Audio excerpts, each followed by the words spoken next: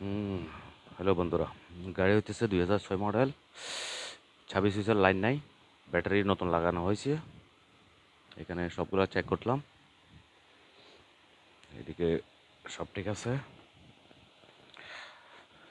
ফুসফুস দেওয়ার পরও ফুসফুসে কোনো সার্ভিস নাই, ড্যাশবোর্ডের মিটার বুস্টে কোনো লাইট নাই। এখন আস্তে আস্তে দেখতেছি, চেক করার পর কি ফল্ট পাই সে দেখাবো আপনাদেরকে। ভিতরে সব খুলে ফেলছি, দেখেন মিনিট, দেখেন এই এখন ফল্ট পাওয়া গেছে আপাতত। এখানে এই দেখেন পানি আসছে, পানিতে কানেকশন পাইতেছে না। এই দেখেন 26 ইঞ্চে কোনো কারেন্ট নাই, গ্রিন লাইট যেটা জ্বলবে 26 ইঞ্চ দেওয়ার পর লাইটটা জ্বলতেছে না। এখন এগুলা ঠিক করে জানাইতেছি আবার আপনাদেরকে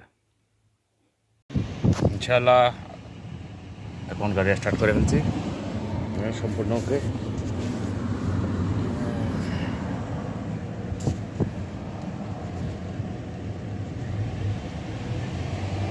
কোনো লাইট নাই।